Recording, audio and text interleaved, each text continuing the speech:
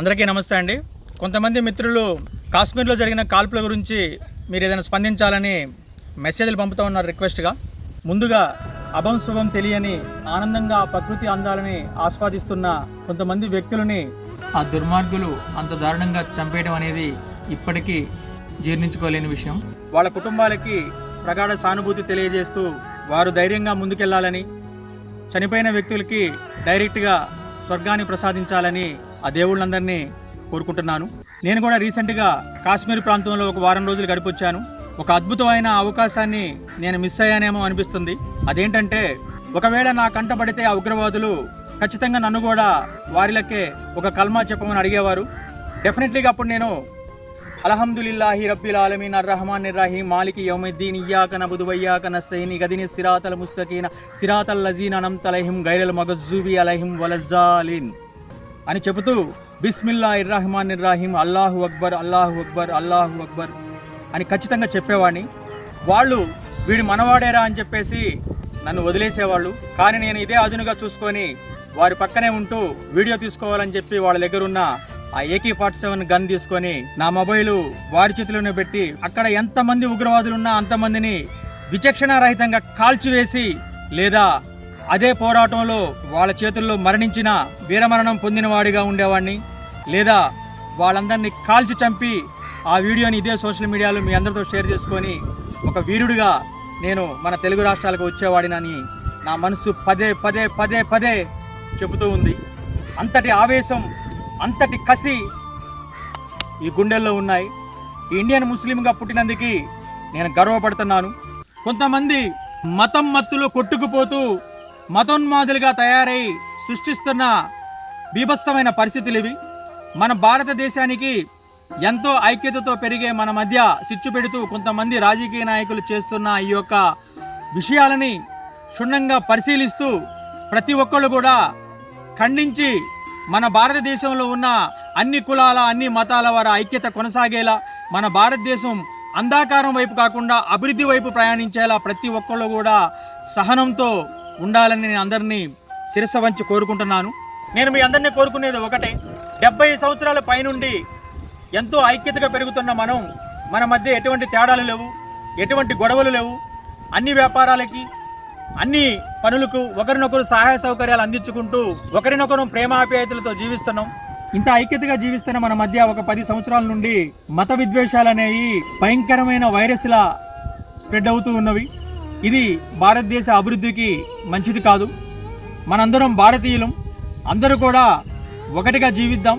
మానవ రూపంలో ఉన్న మృగాలు ఒక 5-6 వచ్చి ఒక 28 మందిని అతి దారుణంగా చంపేస్తే, ఇక్కడ మనం ఐక్యతగా జీవిస్తున్న 140 కోట్ల జనాభా మధ్య చిచ్చు పెట్టే విధంగా ఉండకూడదు. అందరం ఐక్యతగా అటువంటి దుర్మార్గుల్ని అంతం చేసేలా ఒకటిగా ముందుకెళ్ళాలి తప్ప భారతీయులుగా ఇక్కడ మనం ఉన్న భారతీయుల్లోనే అటువంటి ఉన్మాదాన్ని సృష్టించే విధంగా తయారు కావడం అనేది భారతదేశ అభివృద్ధికి మంచిది కాదు. ఒక మతాన్ని అంతం చేయడానికి ఇంకొక మతం ఎప్పుడైతే ప్రయత్నిస్తుంటుందో, ఒక కులాన్ని రూపురేఖలు లేకుండా ఏ కులమైతే ప్రయత్నిస్తుందో వీళ్ళంతా కూడా ఉగ్రవాదుల కిందకే వస్తారు. అది హిందూ కానీ, క్రిస్టియన్ కానీ, ముస్లిం కానీ ఎవరైనా సరే ఉగ్రవాదుల కిందకే వస్తారు. ఎప్పుడో 75 సంవత్సరాల క్రితం ఇడిపోయిన పాకిస్తాన్ భారతదేశంలో ఇప్పటికీ కూడా గొడవలు జరుగుతూనే ఉన్నాయి. దీనికి పర్మనెంట్ గా చెక్ పెట్టాల్సిన బాధ్యత కేవలం అధికారంలో ఉన్న రాజకీయ నాయకులు మాత్రమే. ఉగ్రవాదం నశించాలి, తుడిచిపెట్టుకుపోవాలి. ఈ అత్యాధునిక కంప్యూటర్ కాలంలో మనకున్న ఆయుధ శక్తి చాలా అమూల్యమైనది, చాలా గొప్ప ఆయుధ శక్తి కలిగి ఉన్నది మనకి. ఇటువంటి సమయంలో మళ్ళీ రిపీట్ కాకుండా ఉగ్రవాదాన్ని పూర్తిగా అంతం చేయడం విషయంలో ప్రతి ఒక్కరూ కూడా హోల్ హార్టెడ్ గా సపోర్ట్ చేయడానికి భారతదేశానికి భారతీయులుగా రెడీగా ఉండాలి, రెడీగా ఉన్నాము అని కూడా కోరుకుంటున్నాము. ఇక్కడ నా ఆవేశం, నా ఆవేదన ఎక్కడో ఎవడో దుర్మార్గుడు చేస్తున్న పనులకి, ఇక్కడ మనం పల్లెటూరులో జీవిస్తున్న ప్రేమాప్యాయతలతో ఉన్న మన మధ్య గొడవలు సృష్టించే ప్రమాదం ఉంది. అందరూ కూడా సహనంగా ఉండాలని నేను కోరుకుంటున్నాను. అలాగే మీడియా చేతిలో ఉందని, సోషల్ మీడియా సెలబ్రిటీస్ అని అర్థం పర్థం లేకుండా మత విధ్వంసాలని రెచ్చగొట్టే విధంగా ఎవరు కూడా వ్యాఖ్యలు చేయకూడదని నేను కోరుకుంటున్నాను. మన భారతదేశానికి ఆర్థికంగా సాయం చేస్తున్న అత్యున్నతమైన దేశాలలో ముస్లిం దేశమైన దుబాయ్ కూడా మన పక్కనే ఉన్నది.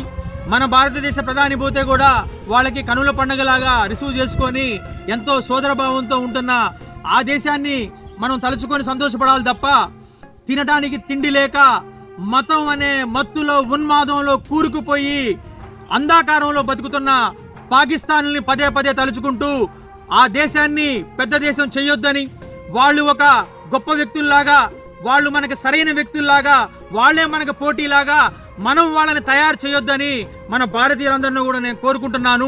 అక్కడ ఎవరైతే ఇస్లాం తప్ప ఇంకొక మతం ఉండకూడదు, ఇంకొక కులం ఉండకూడదు, ముస్లిం తప్ప అని ఉగ్రవాదంతో మతోన్మాదంతో హత్యాకాండకి దారితీస్తున్నారో వాళ్ళు మాత్రం నశించాలి. వాళ్ళని వీలైనంత తొందరగా మట్టు పెట్టాలని నేను ఆర్మీ అధికారులని మరియు భారతదేశ ప్రధానమంత్రిని మరియు మంత్రుల్ని అందరినీ కూడా శిరస్సు వంచి కోరుకుంటున్నాను. నా మాటలను మీరు పాజిటివ్గా అర్థం చేసుకుంటారని, వాస్తవాలను గ్రహిస్తారని, ఎంతో ప్రేమ ఆప్యాయతలతో జీవిస్తున్న మన తెలుగు రాష్ట్రాల్లో, మన భారతదేశంలో ఉన్న హిందూ ముస్లిం క్రిస్టియన్ సోదరుల మధ్యన ఎటువంటి కులమతాల చిచ్చు లేకుండా, అభివృద్ధి కుంటిపడకుండా, రేపటి పిల్లల భవిష్యత్తుకు పునాది వేసేలా మనందరం ఐక్యంగా జీవించాలని కోరుకుంటున్నాను. Thank you very much.